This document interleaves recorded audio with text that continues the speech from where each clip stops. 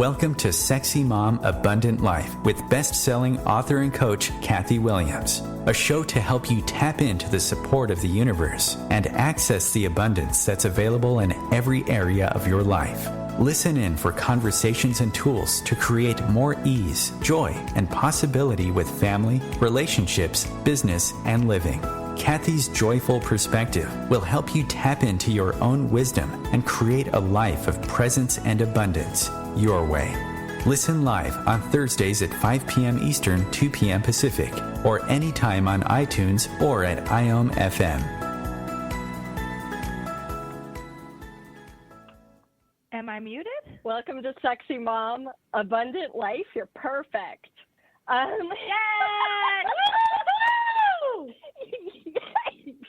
I am so excited today. Super, super duper excited to have a conversation with Ambirge. And the distinction here is that she is the only person whose emails I always read. Okay, so this means something amazing. Ash is the author of the new book. I'm so excited. The Middle Finger Project, and the blog and website of that name as well. And she just is a powerhouse. Just so much fun. And if you're an entrepreneur or a freelancer or whatever, you're going to want to get yourself a copy of this book. And if you have never seen, fun time here. Anything else I should say about you before we get started, going in whatever direction we go? No, this is the best part about publishing a book, is all the nice things people say about me. I'm like, wow. Oh, yay. Thank you. Well, welcome to the show, Ash. Thanks for being here with me. Thank you so much, Kathy. You're perfect. You're doing great. All right. We hear you everywhere. It's fine. So I was reading your book, and some of this I knew and some of it I didn't. Like, you basically landed after your mom died, you were young, you were with this kind of ass of a guy, and you landed yourself in a Kmart parking lot with like $26. Is this true? And then, so you're in a Kmart parking lot and you heard something about like Rihanna taking pre-orders or something like that. How do you think it will? The things we do, right? It's a self-defense mechanism, thinking that if we get the certification, we'll be great. But while you're spending the next 2 years of your life trying to get a certification, someone else out there has gotten started and they're learning on the job. And those are the dangerous people, because they're scrappy and they get out there, and 2 years later, you've got a certification and they've got experience.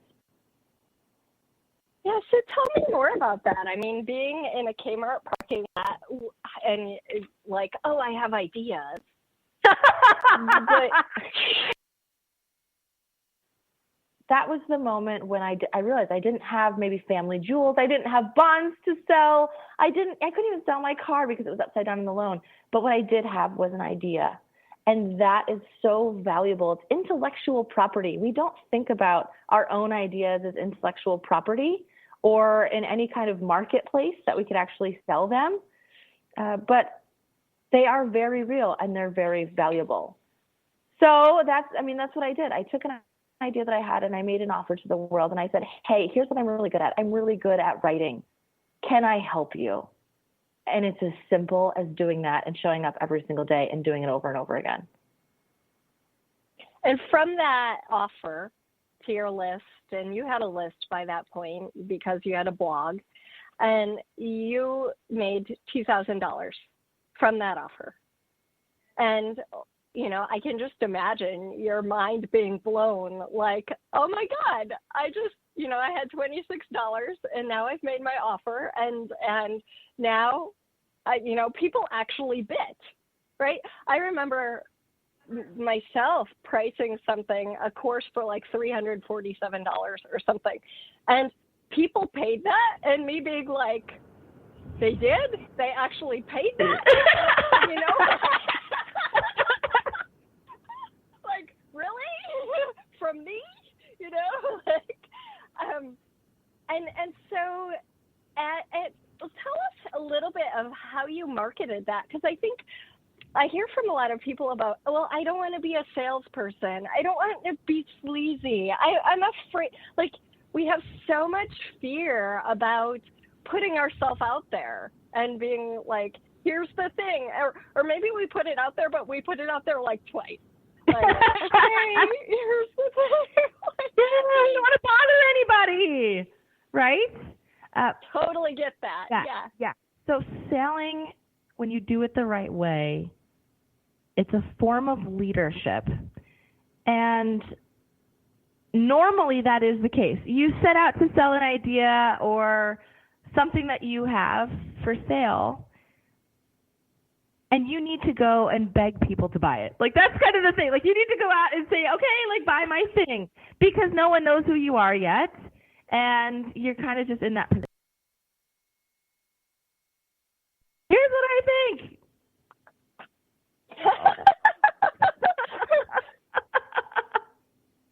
We're good. Are we good? We're good. Yeah, I hear ya. Okay, good. Oh, my. I've been on podcasts all day, and this is the first time this is happening. I'm like, oh.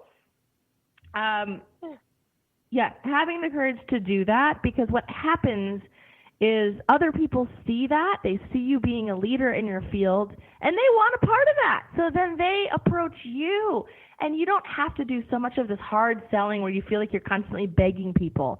It's a completely different way. I mean, in the marketing field, they would call this the difference between inbound marketing and outbound marketing, and it's been the thing that has absolutely propelled my entire career forward. Well, I'd like to hear more about that. And I just want to bring it to what you said in the book. And you said, like, imagine Brad Pitt, like, does this great movie, and then he just doesn't tell you about it. You don't know about it because, like, even he has to advertise. Right. I thought that was brilliant. Thank you. When you think about it like that, it's like, gosh, it would be ridiculous if Brad Pitt made a movie and didn't tell anybody about it. It would be so silly. Instead, we see him out there, and he's excited, and he's giving interviews, and he's making a ruckus, and this is the day, and here's the countdown, and here's when it comes out. But when it comes to our own work, we do the opposite. We don't want to bother people. We don't want to be a nag. We're kind of shy about it. We don't want to seem self-important. And so we kind of just assume, well, like, the right people will show up when they do, kind of a thing. Can you imagine if Brad Pitt's movie was playing at, like, this, like, no-name theater in the middle of Kansas, and nobody knew about it, and then the people in charge were like, oh, but, like, they're going to come. It wouldn't work. So you have to assume that people are so happy to hear from you, because if your favorite artist releases a new album, or your favorite, I don't know, store has a new line of clothing, Target comes out with a new collaboration, you're thrilled to hear about it. You're like, ooh, this is going to be so good. I can't wait to buy it. Your favorite author comes out with a new book. None of us are bothered by that. We're thrilled. And so I think adopting that posture is so important for your business overall and your mental sanity as you try to sell stuff to people. People really are happy that you're showing up to help them, because if anyone ever showed up and offered to solve all of your problems, would you be mad about it or happy? You'd be thrilled. So yeah, absolutely. And then it's like, where does this piece about I don't feel like I'm ready come into this, and how do you jump over that so that you can show up and offer people something? Yeah, I mean, if you feel like you're not ready, I mean, reality is you may not be ready. If I tried to go into roofing right now and go build someone's roof, I probably wouldn't be ready. Let's be honest. I probably don't have any qualifications or any idea of what I'm doing. But it's usually not. And in your book, you have a great story about roofing titles. Top of mind. We've been talking about it. But, like, gosh, that's usually not the case with people. It's usually not the fact that they're like, I'm going to, become like a Buddhist today, but I don't know anything about it.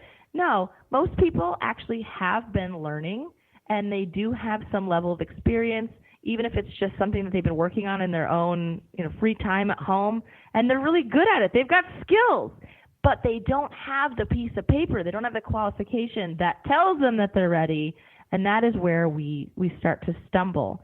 But I would advise you to play along and do a little thought exercise, which is, if you were actually to enter a courtroom today, and there's a judge sitting there in front of you, and on one side, you've got you, the prosecution, arguing against yourself. I'm not ready.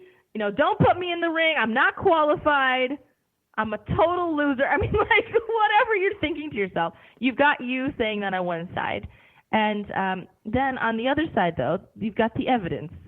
And the judge is looking at the evidence of everything that you've accomplished, the things that you've done, the hard things you've achieved, the thank you notes that you've gotten from people, the compliments, the ways you've helped other people, all of the things that have come together in your life to make you you. And he's going to look at that evidence, or she, and they're going to be like, sorry, get in the ring. You are absolutely competent and capable. You can't argue with the evidence, but none of us are able to see ourselves objectively, and that's really where it gets sticky. I love that. I love that exercise. A lot of times we go into the what ifs. They're all bad what ifs, right? What if people realize I don't know what I'm talking about? What if no one comes? What if? And we don't actually have that, like, what if it's amazing? What if I can help a lot of people? What if it's so much fun for me? What if, it's like, no, we kind of like roll in all the yuck and the fears and stuff like that. Yeah, I talk a lot about this idea of, if you are afraid to be seen, you don't do things worth looking at on purpose.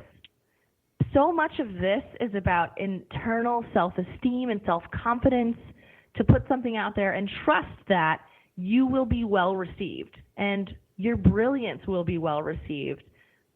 And it's profound to me, because there's no other job on the planet that requires you to love yourself so much. But when you are putting yourself out there and becoming something new and trying your hand at something that you've never done before, whatever that is, you gotta love yourself to do it. And it's the only job with that requirement. That's pretty amazing. And you have some fun stories about working for other people in your book. Yeah, and maybe sometimes when you're doing that, you don't really love yourself that much, because tell you what, the things we do for $1, it's insane. You rent out your week, your life, your every single hour to somebody else you've never even met. So true, and kind of sad, really, if it's really not fulfilling. So this is a very real emergency. It's not, most people are like, I've got time, but make no mistake, lack of purpose is a very real emergency. We're going to be right back, and when we are, I'd love to talk to you about niching, about pricing, and all sorts of fun things about working for yourself. Thanks for listening, everyone. Sexy Mom Abundant Life will be right back. Feed your soul with waves of consciousness on OMTimes Radio. OMTimes Magazine is one of the leading online content providers of positivity, wellness, and personal empowerment. A philanthropic organization, their net proceeds are funneled to support worldwide charity initiatives via Humanity Healing International. Through their commitment to creating community and providing conscious content, they aspire to uplift humanity on a global scale. OMTimes, co-creating a more conscious lifestyle. Hello, I'm Sandy Sedgbeer, host of OMTimes Magazine's flagship radio show, What is Going On? My passion is sifting through information, research, and innovations from new thought teachers, speakers, and researchers, pushing back the boundaries of what we know about life, energy, metaphysics, and the universe. I love shifting perceptions about who we are, why we're here, and how quickly impossible becomes normal when we open our minds, expand our awareness, and accept that the only limits that exist are those we place upon ourselves. So if you're the kind of forward-thinking, eager investigator of what lies beyond the current reality that most perceive, why not make a date to come play with me in the field of possibilities at 4 p.m. Pacific Time, 7 p.m. Eastern Time every Thursday, and together we can discover what's really going on. Would you like to have a life of more clarity and abundance? What's possible for you when you get out of your own way? Connect with Kathy Williams for private coaching or join her online to transform your relationship with abundance in every area of your life with the Radical Abundance course. Kathy also travels, facilitating radical abundance and access consciousness bars and foundation around the world. She'll be in London, Hawaii, Hilton Head, and other fun locations soon. Visit www.meetkathywilliams.com for a class schedule, to connect with Kathy, or invite her to your region and get some free goodies. Hey, hon, what you doing with your phone? Taking pictures? No, I'm asking it questions. Like what? Hey, Bobo, do flowers have best friends? I'm sorry. I'm afraid I don't know that. Hey, follow me. I want to show you something. Look, flowers do have best friends. Whoa. Some answers can only be found in nature. Discover the unsearchable. Visit discovertheforest.org to find a trail near you. Brought to you by the United States Forest Service and the Ad Council.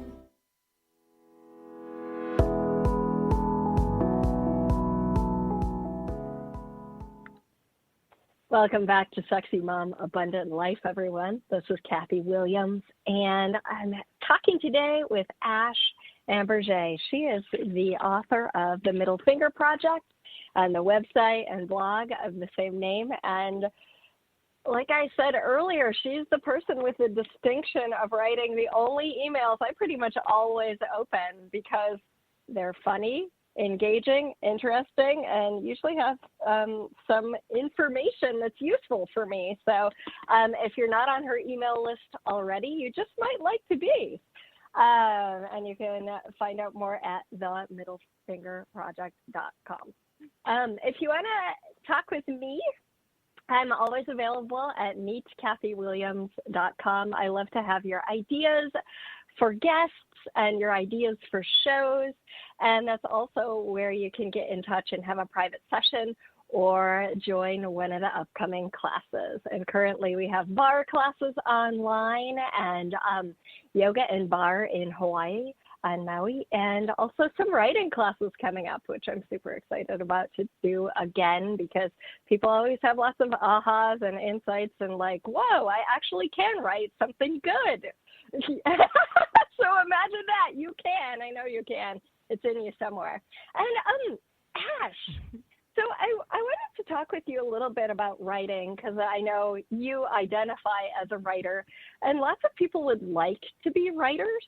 And I think a lot of times that gets really pushed to the side as if it's not a valuable activity. Ooh, yeah. Ooh, yeah. Oh, listen, I'm a huge advocate for writers right now, especially because I don't think any writers realize that they're pretty much poised to take over the world. The internet runs on words. Like, this was never a thing before, but now every single business in the world needs one of you. And yay! Right? Like, this is not a thing before. It was like, oh, you're going to be a writer, so you're going to be a struggling novelist. That is no longer the definition. It's a very narrow definition. So listen, if this is something you're considering, please go forth. You can make more money than ever being a writer right now. I've discovered that on my own. But I really think that at the end of the day, one of the reasons why I was successful with this is because I didn't keep my writing to myself. And I didn't write kind of in the shadows and then put it in a desk drawer and leave it there. I was writing very publicly. I've been doing it for 11 years now, every single week, never missed a week. I mean, just doing it, right, my whole life now. And that has been the reason why, even if I wasn't getting paid directly to put my ideas out there, it's the reason why I've been able to have people coming to me and asking me if I want to do this. Do I want to go speak here? Do I want to write for them? My literary agent found me through my writing. Acquisitions editor at Penguin Random House, before she even knew that I was represented, found me directly through my writing. So this is very much about having the personal agency to be proactive enough to just go start. If you want to write, just go write. You're already a writer. That's beautiful, a beautiful invitation. And a couple of things you mentioned, you'll make more money. And I I just kind of got the sense of a lot of people going like, I don't even know what I would charge for my writing. Like I could charge for that, or that's even a possibility for me. And I know pricing is a thing that a lot of people have hang-ups about. Yes. Well, there's a couple of things here. I have something called the hot dog theory of money, because so many people, we don't like to take. Taking feels really icky for us no matter what we're taking, but taking money in particular feels like we are now taking some child's lunch money from a mother or a father, right? And so when I talk about the hot dog theory of money, I talk about like if you were this vendor on the Jersey Shore selling hot dogs and someone asked you, hey, how much does a hot dog cost? You're going to say $2.75, and you're not going to feel bad about it. You're not going to hem and haw about it. You're not going to have this narrative around it. But when it comes to selling yourself and your own services, of course, it goes back to that self-esteem piece and how much are you worth and what do we charge for that? Honestly, this is something that it's never written in stone. It's all dependent upon context, who you're otherwise you're running a nonprofit, but it's trial and error, and you negotiate things with clients just like you would anything else in life, and you start out and you see how someone reacts, and then if they don't like the price, then you decide if you're willing to do it for less, and you negotiate. Well, and I love, you describe an interaction in the book in which you were offering something and the guy goes, well, the last person just charged $10 an hour. So can you go lower than that? And you were just sort of like, and you ended up having him pay even more. So would you explain a little bit about how you did that? Oh, that guy. Oh, I have PTSD still. Yes. I can help you with that. It's so hard. This is the moment everyone's worried about. Like the client says, well, how much do you charge? And so I say, I learned from this experience, never agree to anything on the spot. You absolutely have the full authority to say, great, George, great, Martha. So here's what we're going to do next. I'm going to go back to the drawing board. I'm going to come up with a couple of different options I think would work for you. I'll email them over to you this afternoon. You now have time and space to really consider and reflect on what they said when they were talking to you that they wanted versus what they actually need, that you can read between the lines and hear what they really do need. And then you can use that to form a pitch. And I always advise pitching 3 different options. The first option is the bare basic, what they said that they need, flat up. The second option is going to be a little bit more money, and it's going to be what you read between the lines that they actually do need. And then the third option is going to be the most money that they could probably pay you to give them as much of your wisdom as possible, the full Monty. That does a couple of things. The first thing is that now you've taken the decision from being a yes or no question, should I hire this person, to, well, which one should I pick? The second thing is now it reduces your imposter syndrome because, they've got options. You're giving someone options. And the third thing it does is someone sees all of the things you actually can do that they didn't even realize you could do. And they're going to pick the bigger package probably 99% of the time. See, this is what I wished I learned like 15 years ago, because people would be like, oh, yeah, I would like some yoga sessions with you, private sessions. And I could have been like, well, also, I know about all this stuff for weight loss, and I've studied hypnosis. So I could also help you with, whatever fears you have or hang up you have from second grade, which is why you're doing your emotional eating or whatever it is, it's like, yes. I'd be like, oh, you want some yoga? Okay, once a week. Yes, this goes back to being the leader in your field and with your ideas and saying, okay, I'm seeing this person for what they need, but here's, what they really need. You can totally read between the lines of any one of your clients for that same reason. You know what they really need, and having the courage to actually ask, do you want my help with that? It's a beautiful thing, because then it's a one-stop shop. They don't need to be like, oh, yeah, I could also use this thing. Where do I find it? You're bringing it to them. That's a huge gift. So many times they don't even know that you can do the thing. They have no idea. And so even if you advertise it, maybe they didn't even see it. Take nothing for granted. I love that. Take nothing for granted. You have so many fun lines in your book too. Like if you were the expert, right? How would you show up if you were the expert already? If I was the best, how would I show up? Mm-hmm. Yeah. Like, how would you, if your demeanor changes completely from feeling like you don't belong in the room to, you know what, I'm pretty darn good at this. But again, it goes back to the self-confidence. None of business is actually business. It's all personal. Beautifully said. Yeah.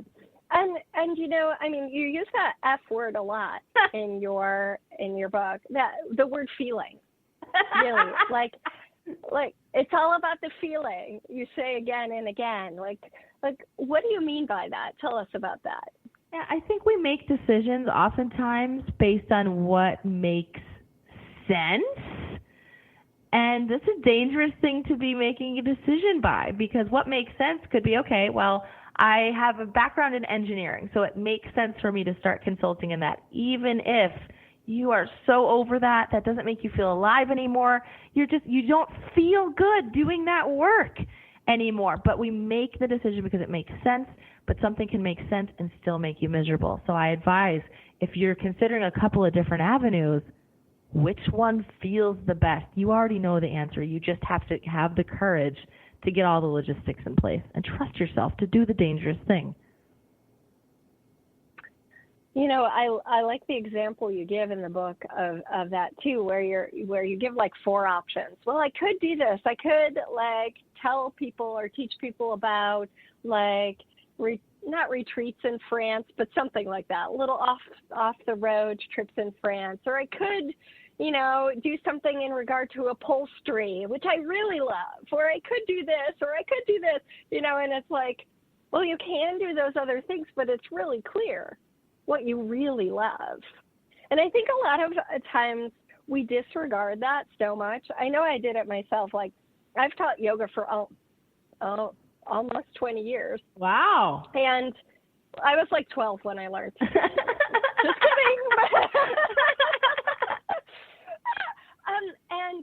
And I got in this thing where I was known as the person who could help you with your back pain, right? Like, I taught back pain yoga. Lots of the people had never done yoga before, but they knew I could help them with their back, so that's why they were there. And, you know, after a while, like, I really loved it at first, and it was generative and fun and made me a lot of money. And then after a while, you know, doing that for several years, I was like, nah, you know, this was like, this was the same. I mean, it has a little variety, but I am a person who thrives on variety. Like today, I coached someone on her book, and later I'm teaching 2 yoga private clients of people who are like 79 and 80. And like, I love variety, okay? And so doing this back pain stuff, it's like, yeah, it generates me a lot of money and yawn, you know. Yes. And like, that is something that just like, it was time to put that on the shelf for a while. Yeah, and that takes a lot of courage to do. It takes a lot of courage to give up the money piece for a lot of people and what they know.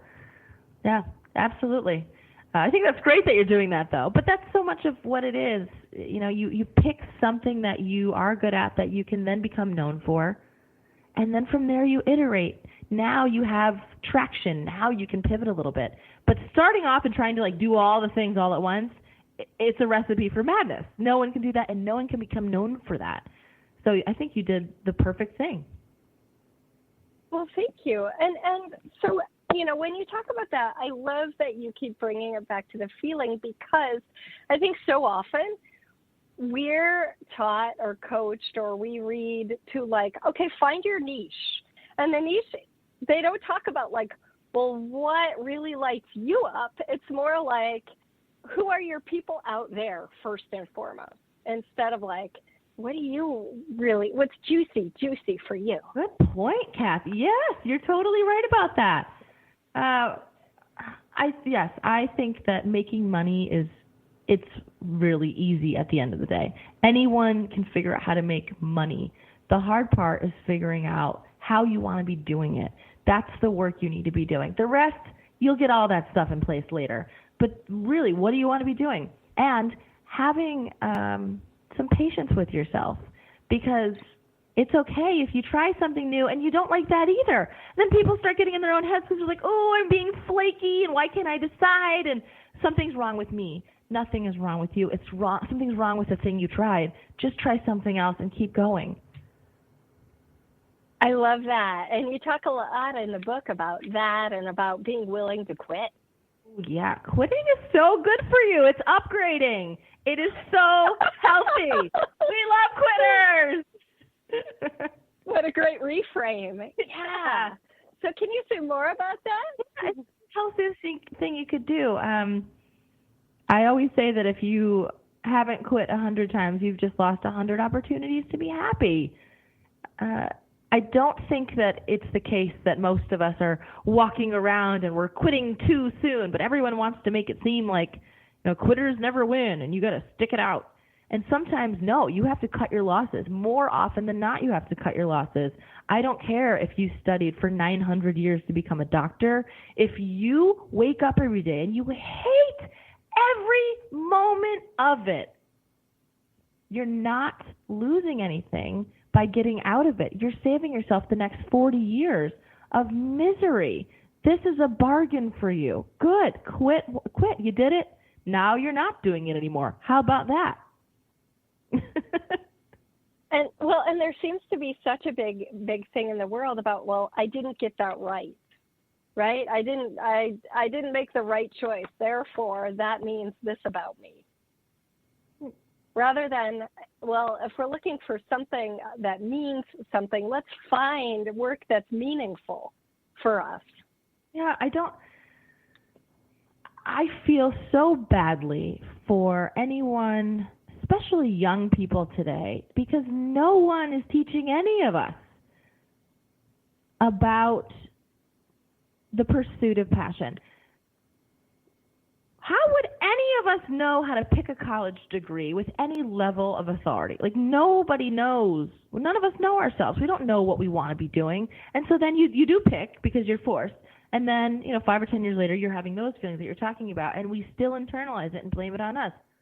How are we supposed to know? It's like if you walk into a chemist and you decide to play around with some beakers and play around with some different things and you explode something, you're not going to be like, oh, my God, something is wrong with me that I didn't get that right. How would you have known?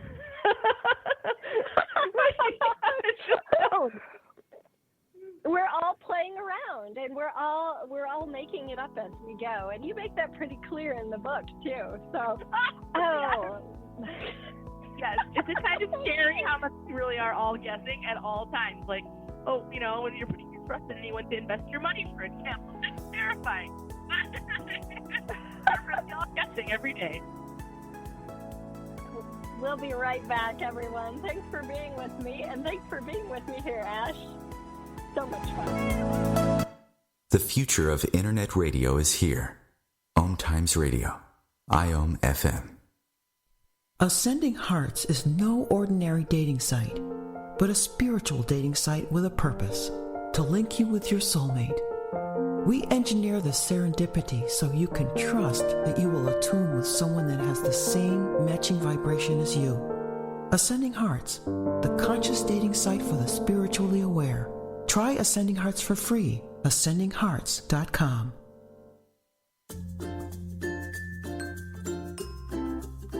Would you like to have a life of more clarity and abundance? What's possible for you when you get out of your own way? Connect with Kathy Williams for private coaching, or join her online to transform your relationship with abundance in every area of your life with the Radical Abundance course. Kathy also travels, facilitating radical abundance and access consciousness bars and foundation around the world. She'll be in London, Hawaii, Hilton Head, and other fun locations soon. Visit www.meetkathywilliams.com for a class schedule, to connect with Kathy, or invite her to your region and get some free goodies. More than 24 million Americans have an autoimmune disorder, and that number continues to grow. I'm Sharon Saylor, and I'm one of those 24 million. To put that number in perspective, cancer affects about 9 million and heart disease up to 22 million. That's why I've brought together top experts and those thriving regardless of their diagnosis to bring you the latest, most up-to-date information. Join me, Sharon Saylor, Friday night, 7 p.m. Eastern, for the Autoimmune Hour on Life Interrupted Radio to find out how to live your life uninterrupted. Hi, we're the Goo Goo Dolls. We're fortunate that our daughters have what they need to grow and learn. But that isn't the case for nearly 13 million kids in the U.S. that struggle with hunger. Childhood hunger is a heartbreaking reality that Feeding America is working to change. Each year, the Feeding America network of food banks rescues billions of pounds of good food that would have gone to waste and provides it to families and children in need. You can help kids in need in your community by visiting feedingamerica.org. Brought to you by Feeding America and the Ad Council.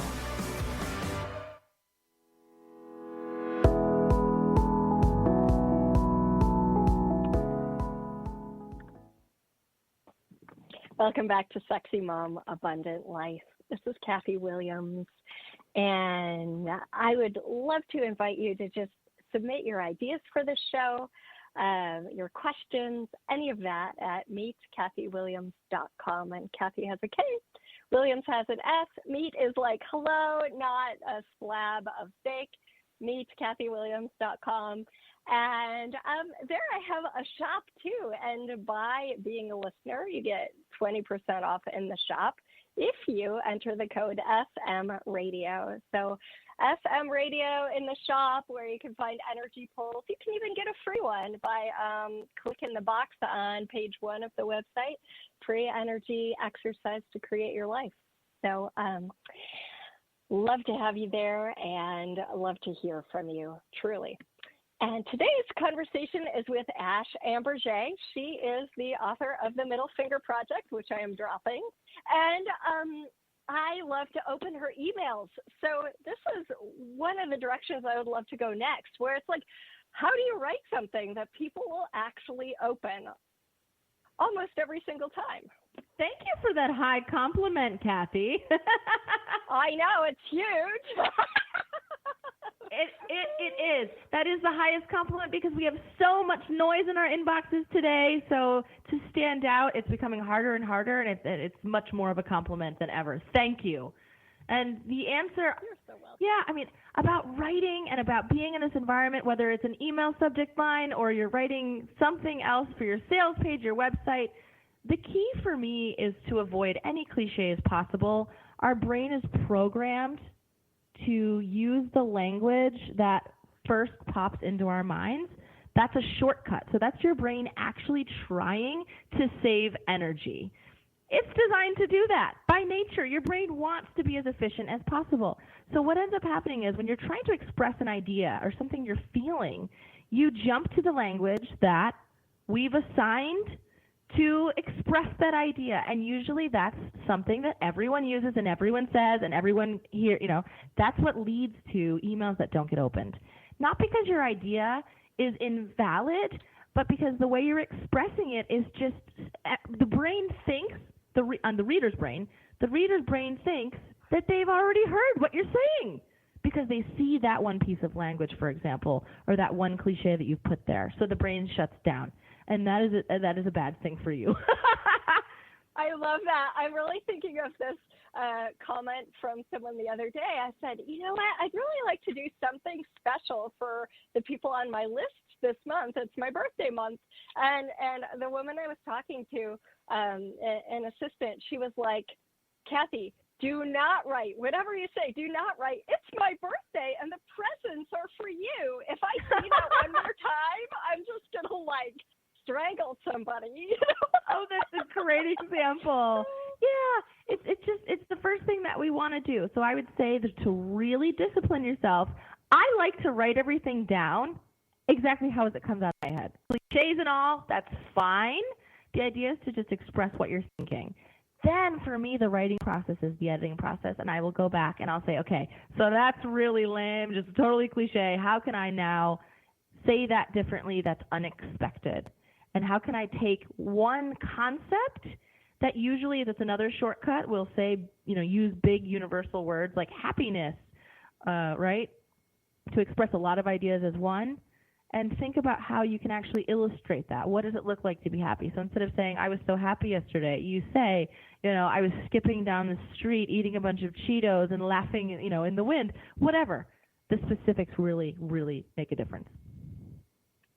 And they do. I mean, it's what differentiates your writing from so many people. And like I said, I love to read your emails because it's just like, oh, that was funny, or oh, that was a really cool way of writing that. And yeah, it's inspired me, actually. I mean, I was writing something in December, and I was like, I would love to give you a gift, and it's not this giant tacky inflatable Santa that's in my front yard. I love that. With a surfboard, and I live in Hawaii, so I took a picture of that tacky inflatable Santa and sent it to everybody.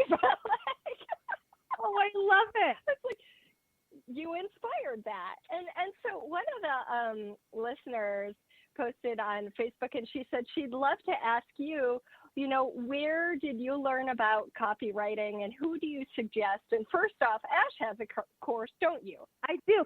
I do do workshops often. There's not one that's evergreen, but yes, we do them. We have fun. Creative writing for the internet. Yes, so you can check that out at themiddlefingerproject.com. And are there other people or spaces or things that really inspire you to be creative in that capacity? Copywriting. Yes. So back in the day, I started my career in marketing and advertising. So that's where I got the nuts and bolts of understanding persuasion. And that is copywriting as a whole. But what I do now focuses more on creative writing because of the nature of the internet, the way the internet has changed things for us. Because you're being creative, you're automatically being persuasive in many ways because of what we're talking about. People enjoy reading and opening just because it's pleasurable to do so. So I get my best inspiration from reading other creative writers. It's just like, it feels so good. My favorite writer on the planet is Caitlin Moran of the UK. I love Caitlin's work. Every time I read something she's written, it makes me want to be a better person. Oh, that's amazing. Okay, I don't know her, so that'll be fun. A better writer, yes, indeed. I mean, I love anyone who traditionally takes an industry that's kind of boring and flips that on its head. Even travel writer Bill Bryson, he could be writing about anything, and he's got this dry wit to him that I appreciate so much. But that's where I learned. I really learned by reading. That's beautiful. Yeah. Wonderful. Thank you. Yeah. So we'll check those people out. Yeah, practicing, right? I mean, just like you said, taking something, letting it come out, and then changing it to become more specific is amazing. People are very impatient with themselves when it comes to writing something, oftentimes because it's a chore. So I can understand that. But I will say for me, if I'm going to write a blog post, it's going to take me no less than 2 hours from start to finish to sending it out. And that is because I do take the time. I will sit with a subject line or a headline, and I will figure out, what's the best way to approach it. I'll write a couple of versions of it, and then that stinks. That's not right. Until I get something that I'm happy with. Most people don't have the patience to do that because they're just trying to check it off their to-do list. So I love that. And so I can hear the two different parties. Like one is like 2 hours. That's a lot. And the other is like, how does she do that in 2 hours? I want to edit it for 40 years. Right? Yes, something I'm very clear on and got clear on since day one, those 2 hours, that's how I make my money. That is 10,000%. The value that I'm bringing to this world, I'm the product in my business. Anything that I sell is just a peripheral. But people are buying me, and they're buying my ideas and the way I'm showing up. So for me as a business owner, it's the most valuable thing that I do, even if I wasn't a writer. The other side of that is, wow, I would have kept writing that for 40 years. Yeah, that's something you have to learn how to ship and try to just say, okay, I'm going to just aim for B+, and then it's good enough. Right? Everything you do can't be A+, or you wouldn't get anything done. Well, yeah, I love that. B+. That's amazing because it's true. And some people are going to think you're B+, is A plus, and some people are going to think your B plus is C because that's just, or D or whatever, because that's just the nature of people. And I love in the book how, and it's such a great reminder that if you have ideas, you're going to offend somebody, right? Because you're kind of like poking at their complacency, or you're poking at their, you're being different makes them feel like, oh no, isn't this just good enough? Aren't things the way they are just fine? Would you say something about being willing to rock the boat a little bit? Sure. I mean, obviously you're not. But I had naysayers and people who did mean very well for me, discouraging me all the same. And I think the important thing is to remember that you wouldn't go to your accountant to get your hair cut. And I think that the same logic should apply, that you might want to rethink going to your sister Sarah, who is, in like operations, for advice on your photography career. Sister Sarah means well, but she's never done it. So therefore, she's not qualified to offer you advice. So whatever she says, consider the source, consider the context.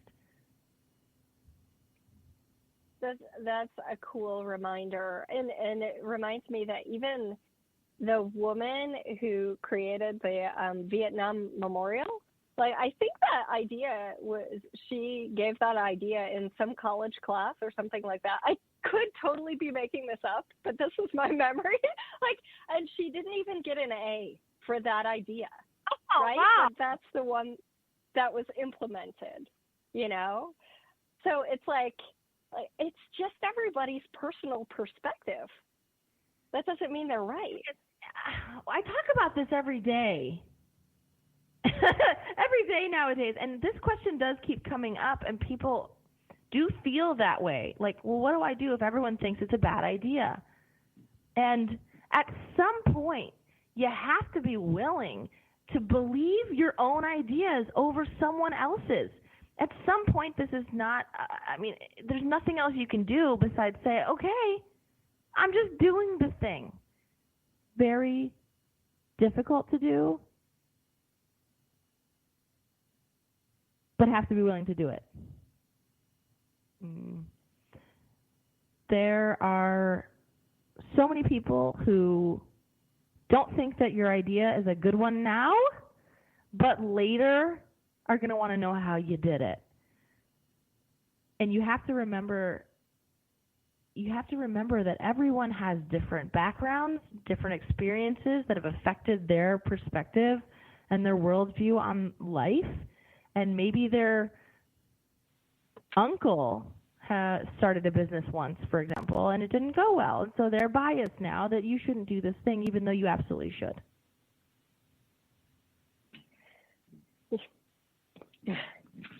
We're good. Yeah. It's amazing how we're willing to listen to people who are no more qualified than we are, as though their information and advice is valuable to us. Yeah. Trust yourself. Trust yourself. You'll figure it out. Do the thing. Don't go into it thinking you're going to make a mistake and screw everything up and everyone else will be right about you. You have to be willing to say, you know what, I actually think I'm really excited about this thing, and that excitement is enough of a reason to pursue it. Trust in that. Trust yourself. Well, and the beauty of that is, as you mentioned in the book, things are always changing. Like, you're going to go in this direction, and that direction might give you information that informs a totally new direction tomorrow, but that information was super useful. And it's like, we don't have to be as consistent as we think we have to be. That's true. You're always going to be able to change, grow, adapt, learn new things about yourself that you never knew before. What a great gift that is, to be able to try something new and learn something new about yourself, something you never knew, that you felt or that you thought, and all of a sudden these things are unfolding. That in and of itself is worth its weight in gold, even if the external metrics you placed around it fail, quote unquote. go out there and engage with the world, and that's how you become the person that you want to be. And that's how we were as children, right? It was not like, oh my gosh, I'm going to make a turtle and then the turtle has to look great. It's like, oh, well, that turtle looks more like a moon, so I'm going to turn it into a moon and put some stars. Great point. Yes. It's like, I think before school, we were so much more willing to muck it up and just do whatever and go with it and trust ourselves. And then there comes a point at which it's like, oh my gosh, I've got to get it right because people will judge me if I don't. And it's like, they're busy judging themselves. They might judge you, but it's not a super big deal. Like, I mean, yeah, and the worst part is you're judging yourself too, and that's where it really gets hard. Yes, it's like yes. You are your worst critic, your worst boss, you're all of those things, and man, give yourself a break. So true. Yeah, give yourself a break. Be nicer to yourself. You've never done this before, just like the chemistry experiment. Beautiful. Well, it's been such a gift to have you on the show today, Ash. Is there anything else you just want to leave us with? Now, I think often about the 3 words that Seth Godin, who is one of my mentors, he's an author, 3 words that he said to me that actually kicked off this book writing process. And they were 3 simple words, and they were, go, go, go. That was it. And those 3 words, there's some magic in them. When you are spinning out and you look back at those 3 very simple words, it simplifies everything. Go, go, go. Just go. Thank you, Ash. Thanks so much for being here with me on Sexy Mom Abundant Life. Thank you. Thank you so much, Kathy. And the book is out, so head to themiddlefingerproject.com or buy the book on Amazon, and it's such a fun, vulnerable, and awesome read. So thank you, Ash, for that. Thanks, everybody, for listening. Have a great week.